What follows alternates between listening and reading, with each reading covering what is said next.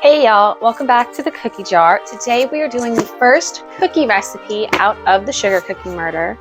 They are called cherry bomb cookies. That's going to be this page as well as this page.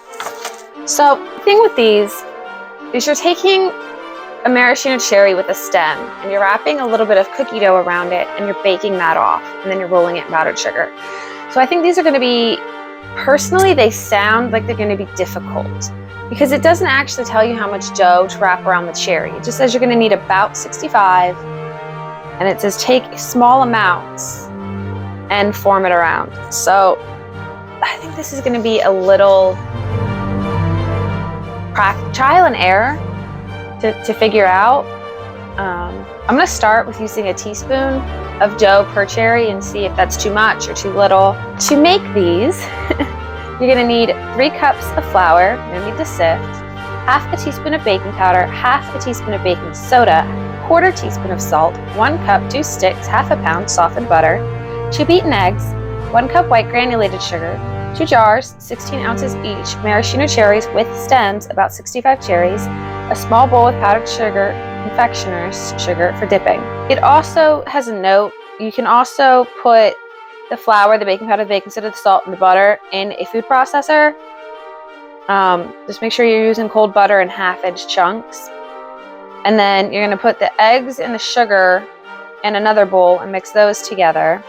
And then you're going to mix the eggs into the flour and get that all mixed up. And that's going to be your dough. So everything's all laid out in the kitchen. Let's get in there and get started. Here is everything we're going to be needing to use today. Okay, so first thing we're going to do is we're going to take our food processor and we're going to put in our 3 cups of flour.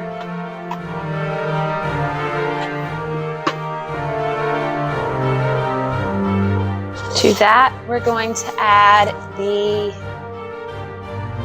1/2 teaspoon of baking powder, 1/2 teaspoon of baking soda, and the 1/4 teaspoon of salt.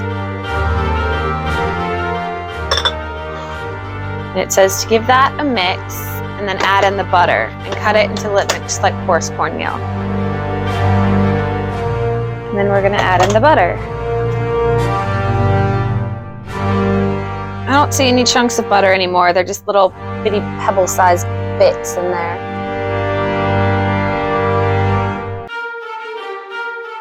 So now that that's done, we have our sugar and our 2 beaten eggs, and we're going to mix those together.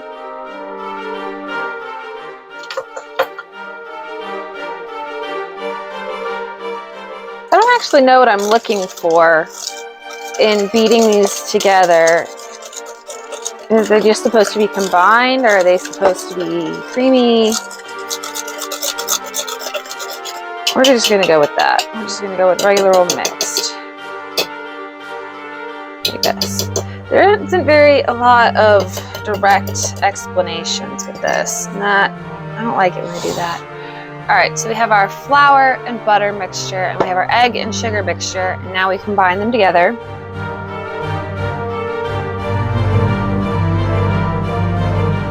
There is not a lot of liquid in this to make me think this is going to work.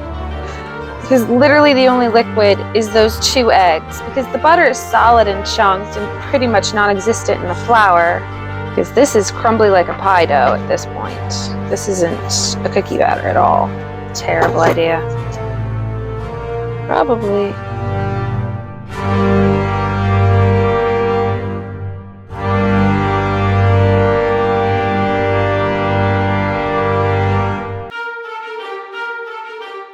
So now we have our mixture. It says extract bits of dough with your fingers and wrap them around each maraschino, leaving the stem. Press the bottoms of the dough wrapped cherries down slightly on a greased baking sheet. 16 with standard sheet. So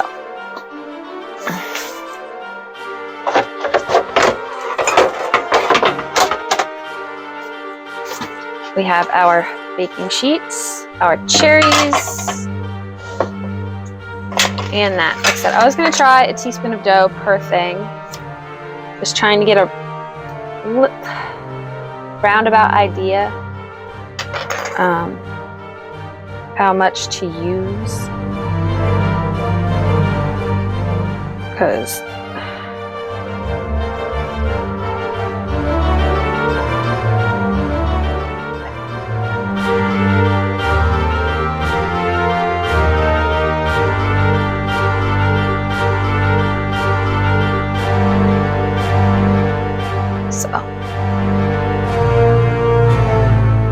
I guess that's going to be it. I think a teaspoon works really well.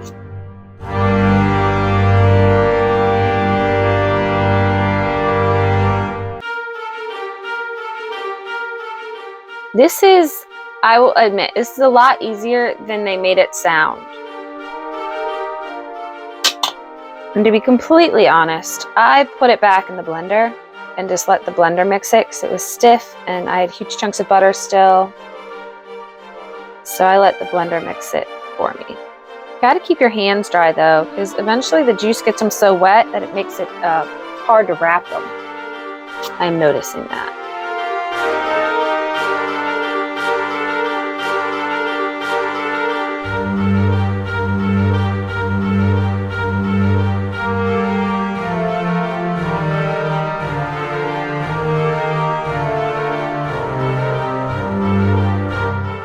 Now, this seems like a lot of dough for 65 cherries. And I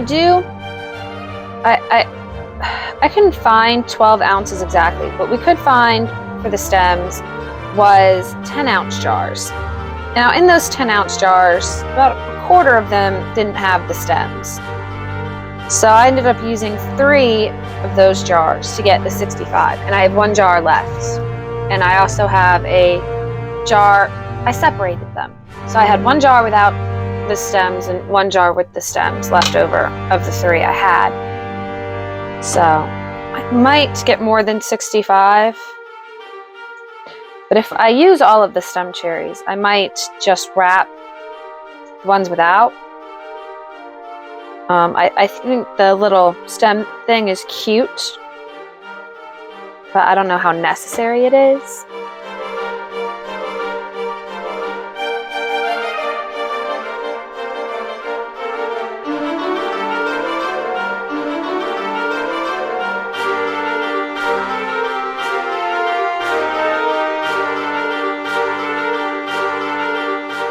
So here is the first tray done. This is what they look like. I'm going to finish up the rest and we'll see how many we get. Great. I have finally finished rolling all of them. It took quite a while, but we ended up with exactly 100 of the cherry bombs. Now they're going to go in the oven at 350 for 10 minutes. So these are what they look like when they come out of the oven. Just let them cool on the trays, and then you take your powdered sugar and I guess roll them in the powdered sugar.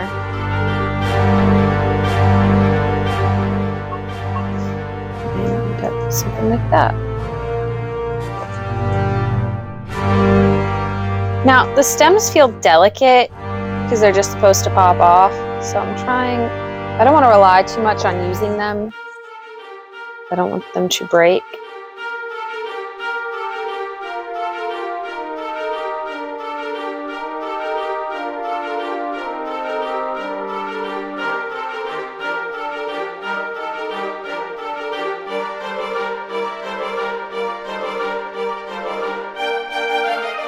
Now, it doesn't actually specify a certain amount of powdered sugar, so I went with ½ a cup. That may be too much, it might be too little.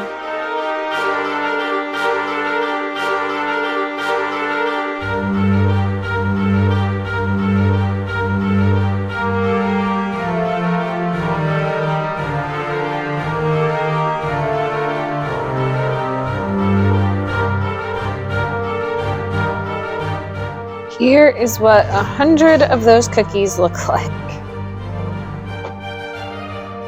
Here is one of the cookies, what it all looks like. So, those are really good. Almost a biscuity kind of cookie, but it's got that cherry, and the cherry is still very juicy, and it didn't like dry up or turned into anything. It is clearly a very juicy cherry, which I don't know how these are gonna hold up storage-wise with something so wet being in the center still. They may not hold up very well at all, but they're a cute little cookie. The little stems get all black in the oven, so it looked like they're lit fuses. They were not quick, but they were easy. So that kind of balances it out a little bit.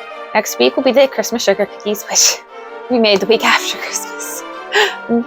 But hey, they don't all line up perfectly. But if you're interested in seeing those get made, join us next week. I hope you lovelies have a good one. Bye, guys.